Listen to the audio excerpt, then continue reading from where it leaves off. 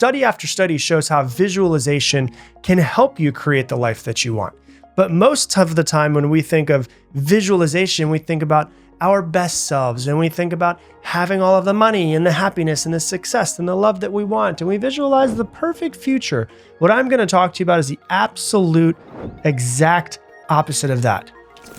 What does it look like if you absolutely fail and all hits the fan? That's what we're going to talk about today. Today I'm going to talk to you about something that's called negative visualization. It's also called defense pessimism. The idea originally comes from, if you go back thousands of years ago, from Stoic philosophy. And at its simplest form, the idea is to visualize the thing that you are most afraid of happening. Visualize the absolute worst that could happen. And you might be like, that seems like a terrible idea. Why would I ever want to do that? That sounds something like I want to avoid that future. Why would I visualize it? I'm going to feel the feelings if it's happening. It seems like it's a terrible idea. It seems counterintuitive to all the things that you know and what you've been taught. But trust me, it will make sense as we go through it today. And I'll show you how you can actually use negative visualization to change your life, to plan your life out, and then also how to desensitize yourself to the things that you're actually afraid of. So the first thing that this can help you with is business. If you have a business or if you're thinking about starting a business, the thing I want you to do is to visualize the absolute destruction of your business if you have one. Visualize you procrastinating and not taking action and not doing what you need to grow your business. Maybe making the excuses of why you're not where you want to be, maybe getting in all of your feelings and continuing to procrastinate more, maybe scrolling on Instagram or watching Netflix instead of growing your business, and then visualize that business failing completely. And then what the effects of that business failing completely are. Then you end up, you fail, you end up losing a bunch of time, you lose a bunch of money, you waste all of your energy, you can't pay your bills, you lose your house, you're homeless, you can't feed yourself, you starve, you die. That's where we've gone as bad as it possibly can. Visualize it all. I want you to see every single step of it. And I want you to see it, and I want you to see not like, hey, the business fails and you walk outside and you get hit by a meteor and it kills you and your entire family. Like that last part's probably not going to happen.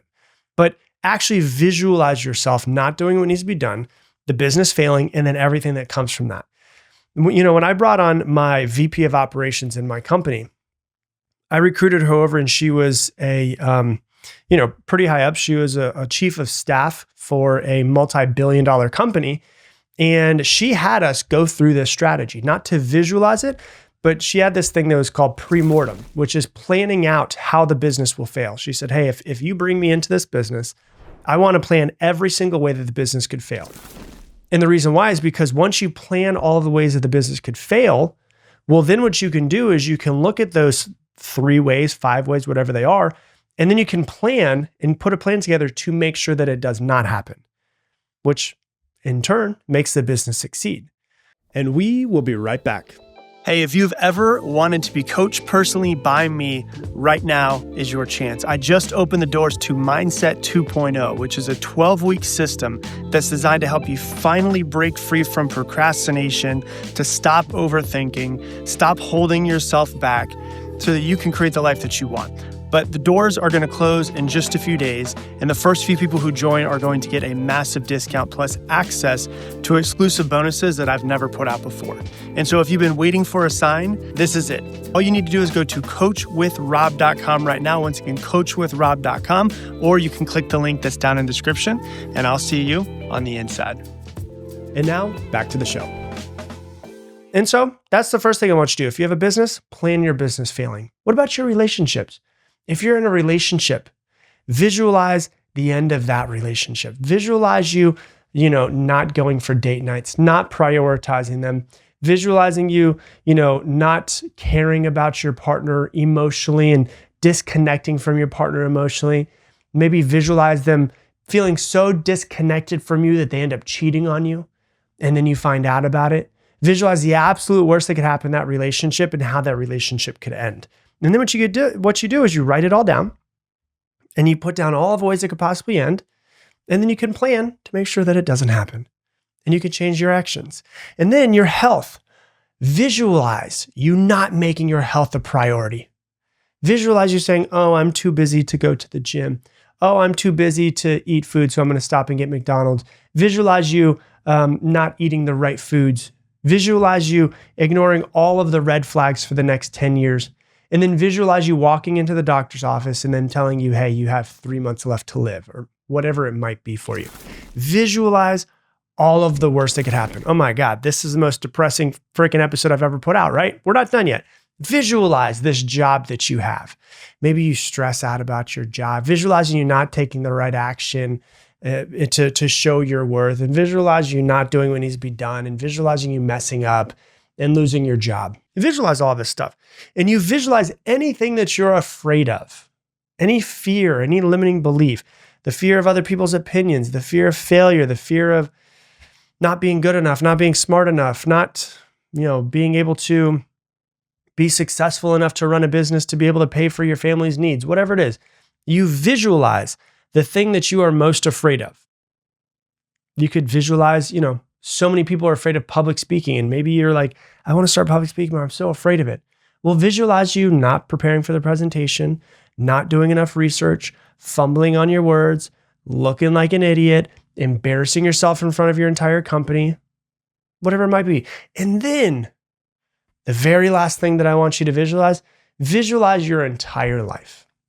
Visualize you not doing what you need to do to create yourself into the absolute best version of yourself. Visualize you deciding to skip out on your development. Visualize you, not doing the hard things, giving up on your potential, not living up to your potential, and getting to your deathbed and regretting that you lived a life that was half lived.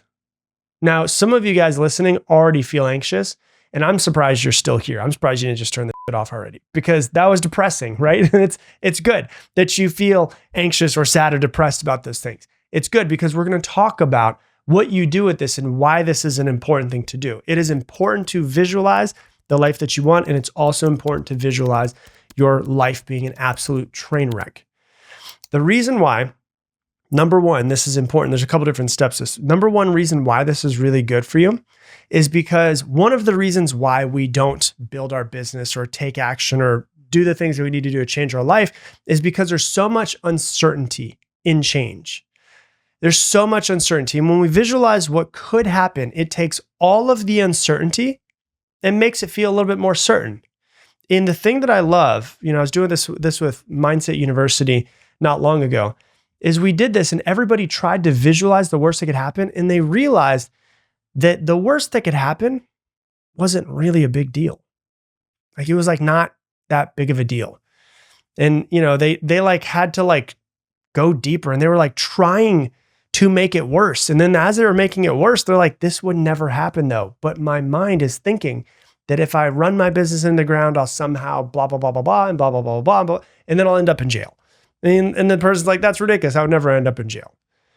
And so, it takes the uncertainty and makes it feel more certain, which is a really important thing for humans, because when there's uncertainty and it's just kind of like the future is just like mist in front of us, the human brain says, no, danger, don't do it.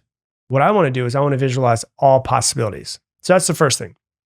The second thing that it does that's really, really important is it desensitizes you. It makes you feel less anxiety about the future because you've already seen all of the paths that could possibly be in front of you. And you're sure it's probably not going to be as bad as you want it to be. It's probably not going to be as good as you want it to be, but it'll probably still be pretty good. And so the good thing about visualizing the worst that could happen is that the worst that could happen desensitizes you. It's the same as when somebody is, really, really terrified of snakes. And so they're like, okay, what we're going to do is we're going to bring in a snake into the room. It's going to be in a glass box. No big deal. It cannot get out of this glass box. And we're going to put it on the other side of the room. The person will see it on the other side of the room. They get really anxious. They get really stressed. And as time goes on, it's not as bad. It's okay.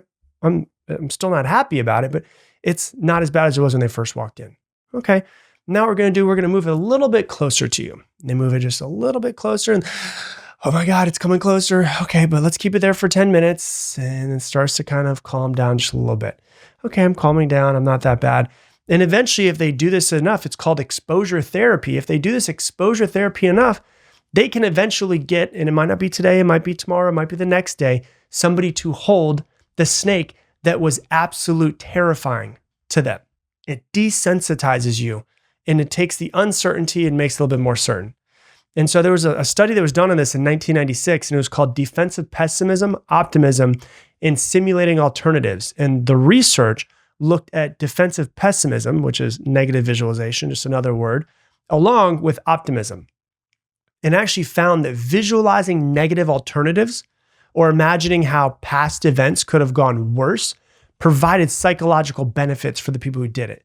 Defensive pessimists use these strategies to alleviate their anxiety and then feel more prepared in the future. So by visualizing these things, they actually, you might feel more anxious thinking about it, but when you go into life, you alleviate anxiety and you feel more prepared. So that's the second thing. The third thing that it's really important with this is it allows you to strategically plan. As I told you in business, it's called pre-mortem process, which is planning out every single way that your business could fail on paper. You can do this with your marriage too. You can sit down with your partner and say, hey, listen, I want to plan out every single way that our marriage could fail. And it sounds crazy, but the reason why is because then once we see how it could fail, we can make a step-by-step process to make sure that we don't do the things that would make it fail, that we don't skip date night, that we don't not make each other a priority. And you can plan out the failure of the business, the failure of the relationship, the failure of your life, the failure to ensure that it does not happen. And there was a study that was done in 1997. It was called Counterfactual Thinking, the intersection of effect and function. And the paper dives into the role of counterfactual thinking. So by mentally rehearsing how things could go wrong, people can develop strategies to avoid the outcomes that they don't want, which then leads to a more productive and less anxious approach. So that's number 3. And the fourth thing, oddly enough, it gives you way more sense of control because you've already seen everything that could happen. If you've seen everything that could happen, then no matter what happens, you're going to be prepared for it.